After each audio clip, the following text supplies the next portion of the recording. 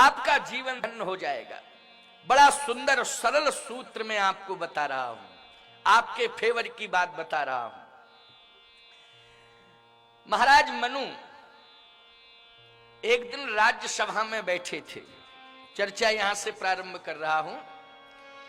महाराज मनु राज्यसभा की कार्रवाई पूरी करते हैं और उदासीन भाव से सिंहासन से उतर के एकांत में जाकर के रोने लगते हैं। आप कहोगे स्वामी जी, क्या राज्यसभा में महाराज मनु के खिलाफ कोई आवाज उठाई गई थी जो उदास हो गए और एकांत में जाकर रोने लगे? नहीं नहीं नहीं। महाराज मनु के राज्य में प्रजा सुखी थी।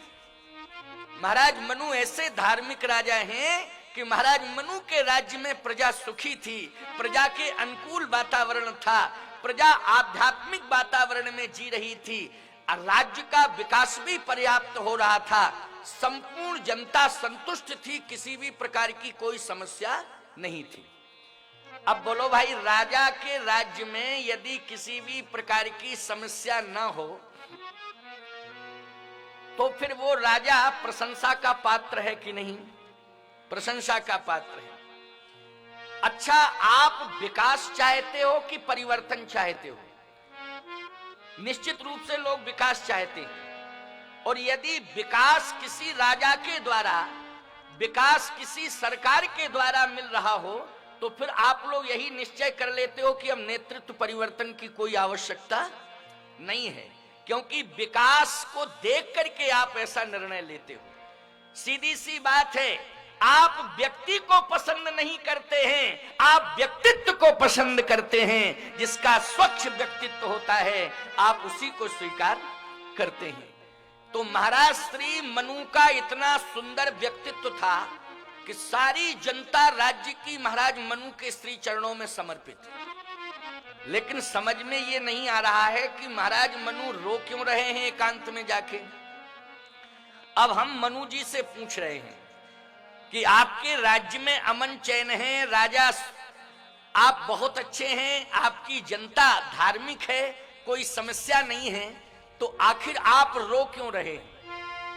कारण क्या है रोने का?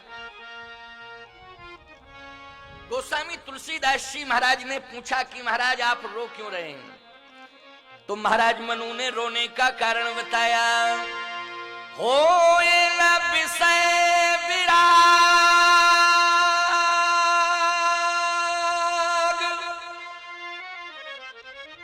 भवन बसत भा चौथ पन,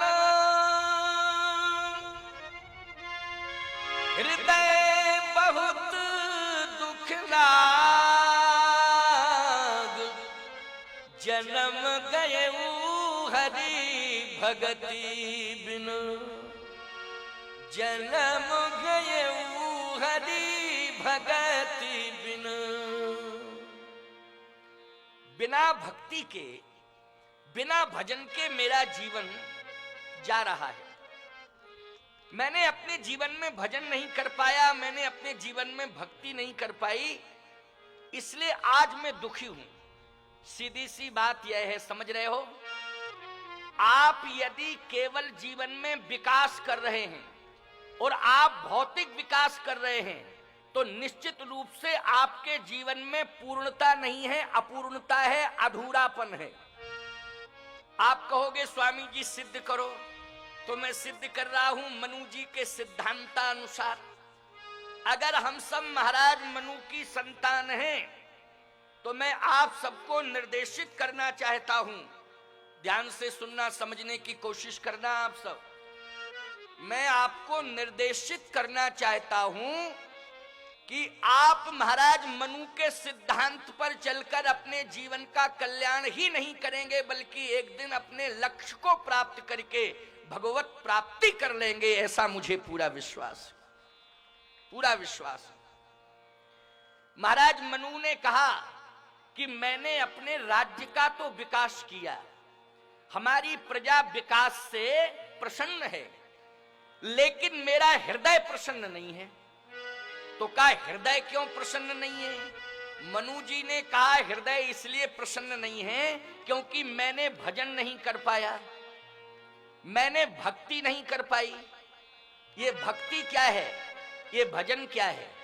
सुन लो, केवल आप माला लेकर के घर में बैठ के भजन करें यही भजन नहीं है। केवल आप रामायण को खोल के बैठ जाएं और दिन भर रामायण को पढ़ें ये भजन नहीं है, ये भक्ति नहीं है। केवल यही भक्ति नहीं है। आप अपनी चर्या को संयमित करें। जैसे रामायण पढ़ना है तो सुबह स्नान करके आप 5 दोहे पढ़ लें, ठीक है ना, इतना पर्याप्त है। कभी कभी परंपरा में अखंड पढ़ने की है तो भाई कभी कभी ये अवसर मिलता है, उसमें आप अपनी सहभागिता दर्ज करा दें। आप आधा घंटे 20 मिनट 1 घंटे मालागत जाप कर लें, लेकिन इसके बाद तो आपको अपनी गृहस्थी, अपना परिवार चलाने के लिए कर्म क्षेत्र से जुड़ना पड़ेगा कि नहीं? बोलो भाई, जुड़ना पड़ेगा कर्म क्षेत्र से कि नहीं? मैं एक बात कहता हूं, भज सेवायाम धातु से भजन शब्द बनता है। भजन शब्द की उत्पत्ति कहां से हुई? भज सेवायाम धातु से भजन शब्द बनता है। माताओं, बहनों, बेटियों, ध्यान से हमारी बात सुनना। हम आपके फेवर की और पक्ष की बात कर रहे हैं और शास्त्र से प्रमाणित करके आपको निर्देशित कर रहे हैं, पूरे अबाल वृद्ध नर नारियों को। भजन किसे कहते हैं? भजन केवल हाथ में माला लेकर के जप करना ही भजन नहीं है। भक्ति मंदिर में आरती पूजन करना ही भक्ति नहीं है। हाथ में माला लेकर के बैठ जाना ही भजन नहीं है। मैं दावे के साथ कहता हूं, चैलेंज के साथ कहता हूं, भज सेवायाम धातु से भजन शब्द बना हुआ है।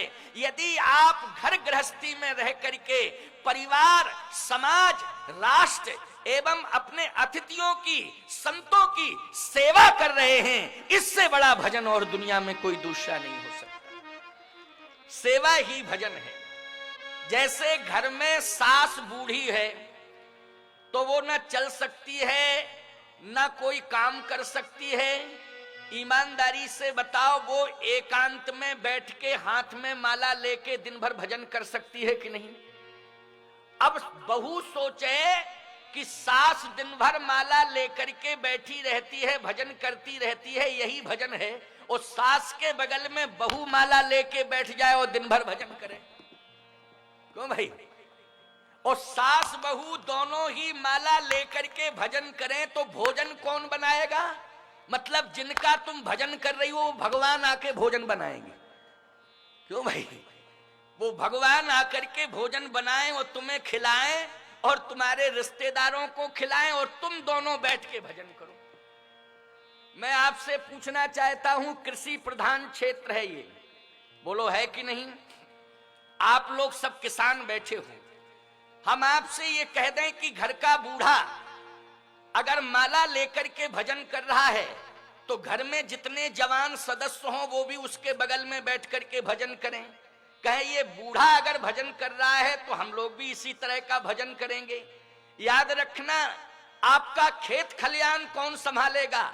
अगर आप पूरे परिवार के साथ 24 घंटे माला लेकर के भजन करने बैठ जाएंगे तो आपके खेत खलियान को कौन संभालेगा? ईमानदारी से बताओ। मैं एक बात कहना चाहता हूं, घर में जो वृद्ध हों वो माला लेकर के भजन करें और घर में जो जवान हों वो अपना खेत खलिहान, घर परिवार को कर्म क्षेत्र से जोड़ करके कर्मवीर बन करके कर्तव्य परायणता को करें तो निश्चित रूप से उनका कर्म ही भजन माना जाएगा। और वृद्धों ने जो भजन किया है निश्चित रूप से वो भजन आशीर्वाद के रूप में लग जाएगा और पूरे परिवार का नहीं पूरे राष्ट्र का कल्याण हो जाएगा। इसलिए भजन करने की विधा अलग अलग है, भजन करने की विधा अलग अलग है। इसलिए सेवा रूपी भजन को आप स्वीकार करें। महाराज मनु कहते हैं कि अभी मैंने सेवा रूपी भजन किया है। कौन सा भजन किया है? जनता को प्रसन्न करने के लिए सेवा रूपी भजन। लेकिन अब हमारी चतुर्थ अवस्था हो गई है, अब हमको किसी तीर्थ में जा करके माला लेकर के भजन करना चाहिए। क्यों भाई, निर्णय सटीक आ गया कि नहीं आ गया? इसलिए महाराज मनु कहते हैं, हो न विषय विराग भवन बसत भा चौथपन, हृदय बहुत दुख लाग, जन्म गए हरि भगति बिन। हृदय में वेदना है कि चतुर्थ अवस्था बीत जाने के बाद भी मैं भजन नहीं कर पा रहा हूं। घर में यदि 80 साल का बूढ़ा खेत में जाकर के हल चलावे, ईमानदारी से बताओ क्या उस खानदान का कल्याण होगा? जल्दी बोलो। यदि 80 साल का बूढ़ा घर का काम करने लग जावे तो क्या उस खानदान का, उस घर का कल्याण होगा? नहीं होगा प्यारे। देश के नौजवानों को चाहिए, समाज के नौजवानों को चाहिए कि जिस बूढ़े माँ बाप ने हमको पाल पोष करके, श्रम करके, पालन पोषण करके इतना बड़ा कर दिया है, अब बुढ़ापे में हम सभी परिवार के नौजवान अपने हाथों से पूरे घर परिवार को संभालेंगे और वृद्ध जनों की सेवा करके हम अपने लक्ष्य को प्राप्त करेंगे। ऐसा संकल्प ले लेना चाहिए नौजवानों को, तभी उनका उद्धार होगा, तभी उनका कल्याण होगा। और आज महाराज मनु ने भी सोच लिया कि हम अपने दायित्व से निवृत्त हो जाएंगे। बुढ़ापे में भी बूढ़ों को चाहिए कि अपने दायित्व से निवृत्त हो जाएं, अपनी संतान को जिम्मेदारी दे दें, स्वयं बुढ़ापे में सारा का सारा भार वहन न करें, नहीं तो जिंदगी बिल्कुल गड़बड़ हो जाएगी। बुढ़ापे में तो, चतुर्थ अवस्था में तो सारी जिम्मेदारी अपने बच्चों को दे देना चाहिए और बच्चों को चाहिए कि दायित्व को वो संभाल लें, ये उनका धर्म कहता है। महाराज मनु एकांत में रोके यही सोच रहे हैं कि अब मैं क्या करूं, तो रोते रोते सोचा कि अब मैं निर्णय लेता हूं कि कल से मैं सिंहासन पर नहीं बैठूंगा, कल से मैं सिंहासन पर नहीं बैठूंगा। अब मैं सिंहासन का त्याग करता हूं। सिंहासन पर बैठ करके कौन संचालन करेगा राज्य का? बस महाराज श्री मनु यही चिंतन कर रहे थे, आंखों में आंसू थे, एकांत में बैठ के रो रहे थे। हो न विषय विराग भवन बसत भा चौथपन, हृदय बहुत दुख लाग,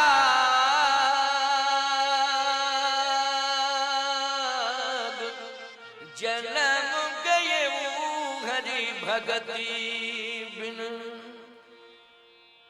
शत्रुपा जी ने सोचा कि आज कारण क्या है, इतने विलंब से राज्यसभा की कार्यवाही चलती रही कि महाराज अभी तक नहीं आए, इतना विलंब हो गया, इतना विलंबित राज्यसभा की कार्यवाही कभी नहीं चली। कारण क्या है?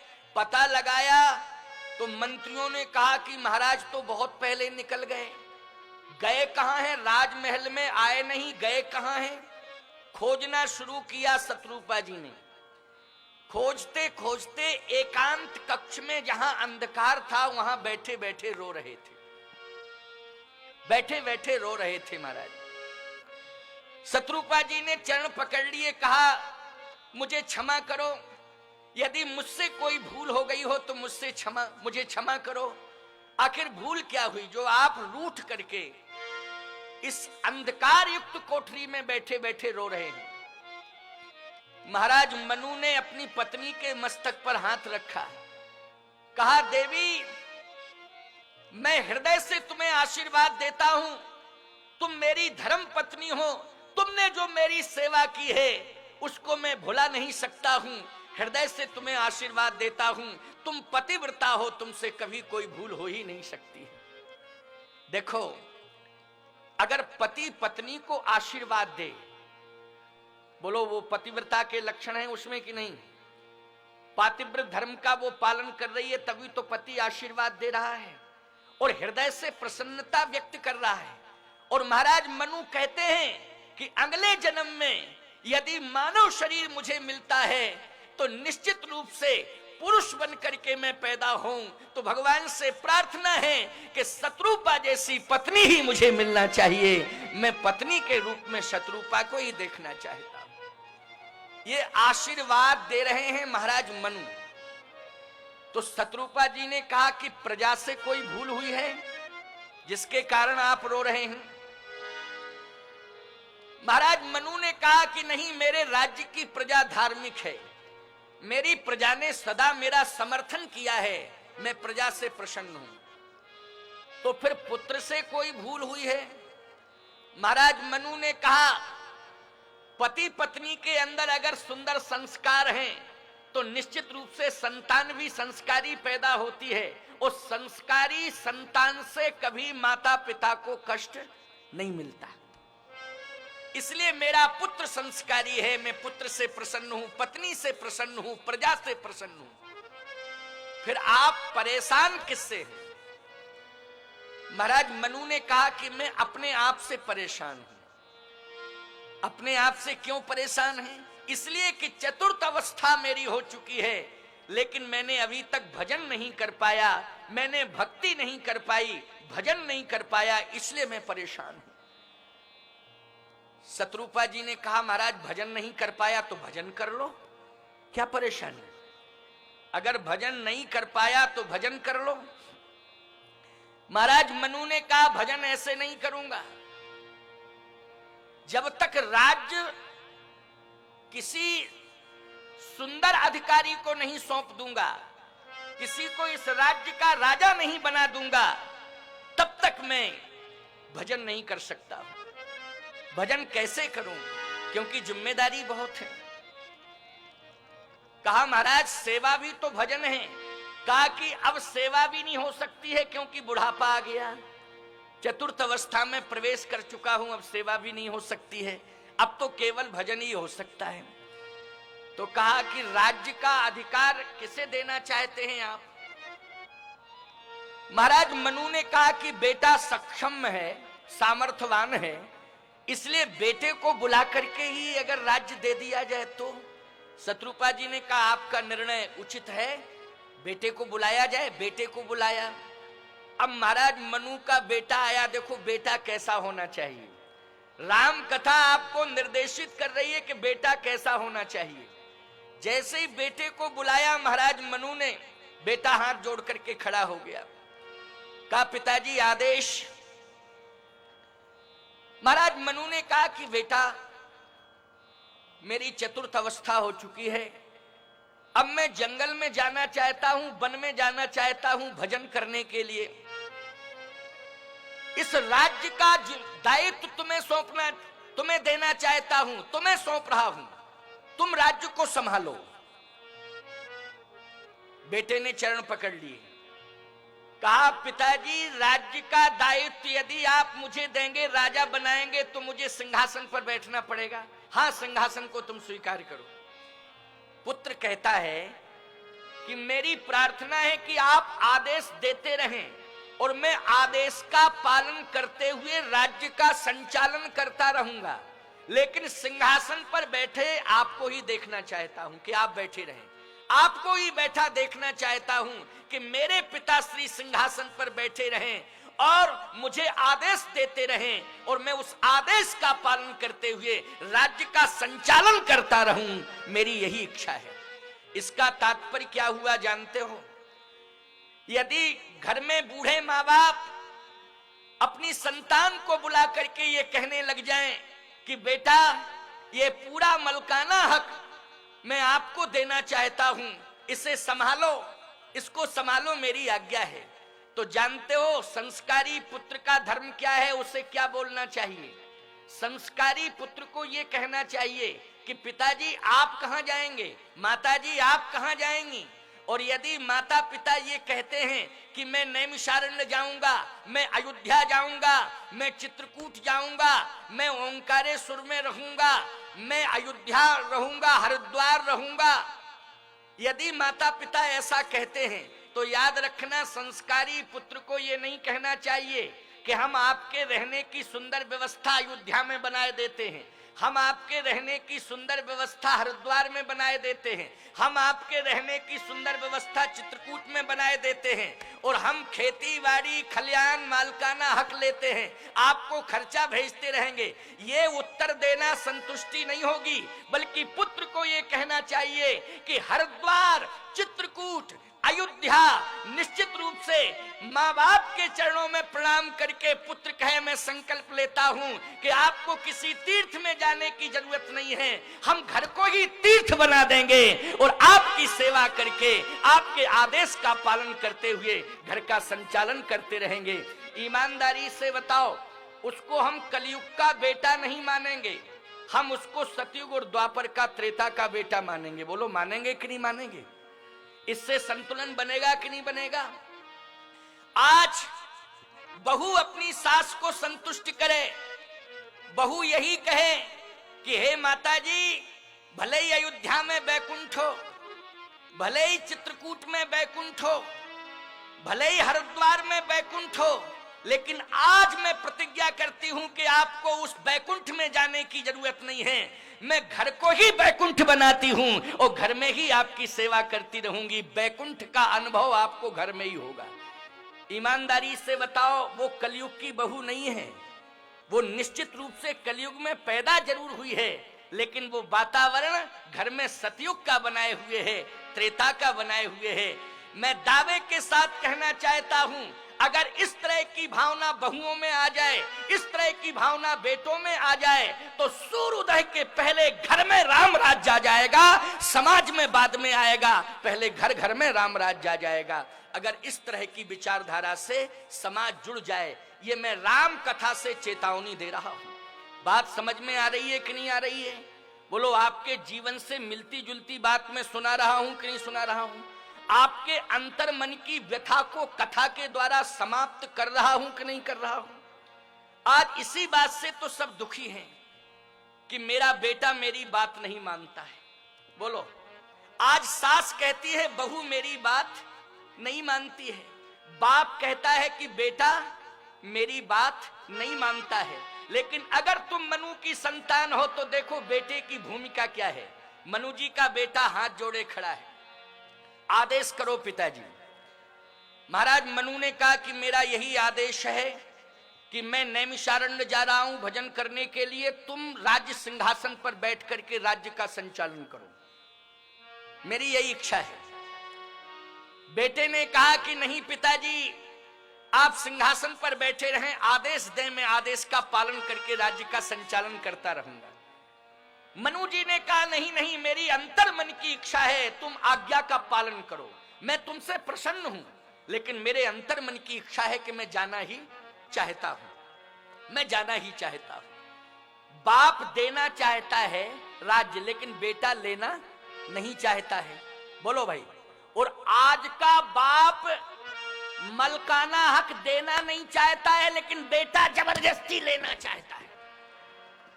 बोलो, लेना चाहता है कि नहीं लेना चाहता है?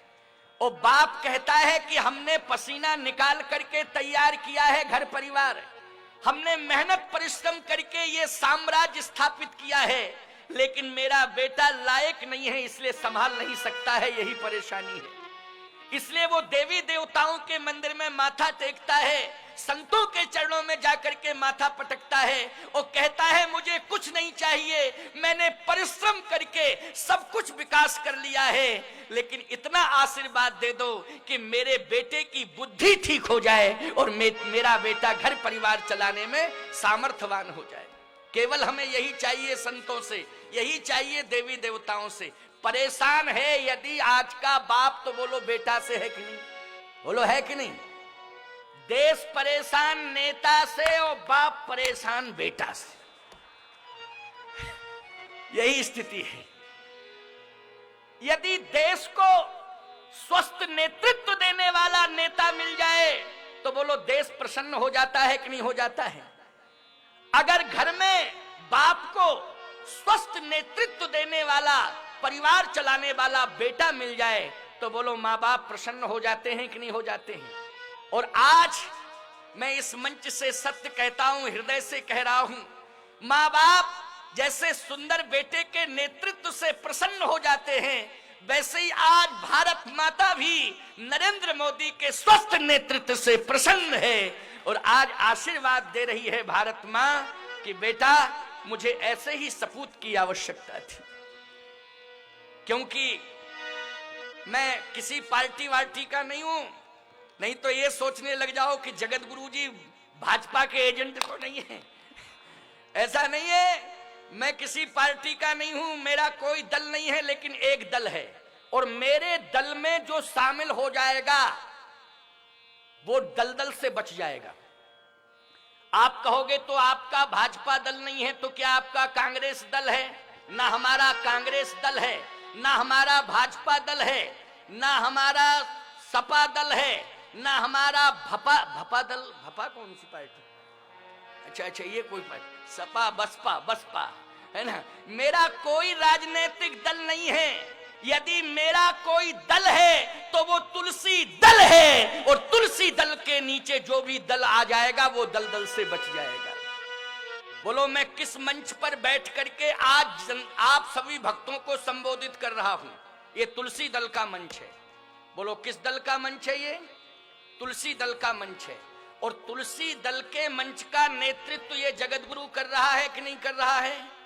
और बोलो तुलसी दल के नेतृत्व से ही दलदल से बचा जा सकता है कि नहीं? इसलिए मैं कह रहा हूं कि मेरा दल अगर है, महात्माओं का कोई दल है तो वो तुलसी दल है और तुलसी दल की शरण में आ जाओ तो दलदल से बच जाओगे। परिवार यदि तुलसी दल की शरण को स्वीकार कर ले तो परिवार दलदल से बच जाएगा। राष्ट्र के नेता अगर तुलसी दल को स्वीकार कर लें तो वो दलदल से बच जाएंगे और राष्ट्र को भी दलदल से बचा लेंगे। इसलिए आज मैं अपने हृदय की बात आपको सुना रहा हूं। प्रसन्नता तब होती है जब पुत्र समर्पण कर देता है। आज महाराज मनु का पुत्र कहता है पिताजी नहीं, मैं सिंहासन पर नहीं बैठूंगा, आदेश का पालन करके संचालन करूंगा। तो महाराज मनु ने कहा नहीं, मेरी इच्छा है जाने की, बन जाने की इच्छा है और मैं बन अवश्य जाऊंगा। और बेटा तुम राज्य का संचालन करो। पुत्र ने कहा पिताजी ये बन मानी क्या है? अब सुन लो जरा, तुम्हारा बेटा अगर तुमसे कहे कि तुम वन में चले जाओ, पिताजी बूढ़े हो गए हो, मनु की संतान हो, परंपरा मानते हो, वन में चले जाओ, और बेटा कहे वन में जाओ और बाप वन में चला जाए और बेटा डल्लक के गद्दा पे बैठा बैठा रसगुल्ला खाता रहे और बाप वन में जंगल की खाक छानता रहे, तो ये तपस्या नहीं है प्यारे, ना ये पुत्र का समर्पण है। वन मानी क्या है? वन का अर्थ होता है एकांत, ठीक है ना? एकांत। आप कहोगे तो स्वामी जी हम इस कंडीशन में वन में कहां से जा सकते, कहां रह सकते, कहां जा सकते? तो वो जंगल वाला वन हम नहीं कह रहे हैं आपसे। वन मानी होता है एकांत। आपको मैं एक ऐसे वन से जोड़ रहा हूं चतुर्थ अवस्था में कि वो वन जो है आपके घर में ही हो जाएगा। आप कहो वो वन कैसे घर में होगा? वन मानी होता है एकांत। आप कहोगे घर में एकांत आ नहीं सकता है, लेकिन मैं एकांत की परिभाषा कर रहा हूं। जीवात्मा जिस क्षण अपने जीवन में अनेकताओं का अंत कर देता है, उसी क्षण उसके जीवन में एकांत बन जाता है। यही है एकांत की व्याख्या। आपने महाभारत में पढ़ा होगा अथवा सुना होगा। ये महाभारत का युद्ध किसके नेतृत्व में लड़ा गया? भगवान कृष्ण के नेतृत्व में। बोलो, ये महाभारत का युद्ध किसके नेतृत्व में लड़ा गया? एक बार बोलो। भगवान कृष्ण के नेतृत्व में। ठीक ठीक भाई, हम जानते तो हैं, लेकिन आपसे समझना चाहते हैं कि आप भी जानते हो कि नहीं जानते हो। लेकिन आप अपनी बात स्पष्ट रूप से कह रहे हो तो हमें प्रसन्नता है और आप सही बोल रहे हो। आप इतने अच्छे प्रेमी श्रोता हो, इतने संस्कारी श्रोता हो कि हमारी बात को आप तुरंत समझ लेते हो और हम पूछते हैं तो उत्तर भी दे देते हो। महाभारत का युद्ध भगवान श्री कृष्ण के नेतृत्व में लड़ा गया। किसके रथ का संचालन किया भगवान कृष्ण ने? किसके रथ का? नरेंद्र मोदी के। अरे तो थोड़ा सा तेज बोला करो, है ना। भगवान श्री कृष्ण अगर सारथी बने हैं तो अर्जुन के, रथ चला रहे हैं तो अर्जुन का। इसका मतलब है कि वीर की भूमिका में है अर्जुन और सारथी की भूमिका में है भगवान कृष्ण। जबकि आप जानते हो भगवान से बड़ा वीर कोई होगा दुनिया में? भगवान से बड़ा वीर दुनिया में कोई नहीं है। लेकिन भगवान स्वयं सारथी बनकर के भूमिका का निर्वाह कर रहे हैं और वीर योद्धा की भूमिका में अर्जुन बैठा हुआ है। सही बात तो यह है कि रथ चलाने वाला जो सारथी होता है वो रथ अपने विवेक से चलाता है। चलाता है कि नहीं चलाता है? और यदि विवेक से रथ सारथी चलाता है तो विजय अवश्य मिलती है, निश्चित रूप से। अच्छा भाई, अगर गाड़ी चलाने वाला ड्राइवर विवेक से गाड़ी चलाए तो मंजिल मिलती है कि नहीं मिलती है? बोलो।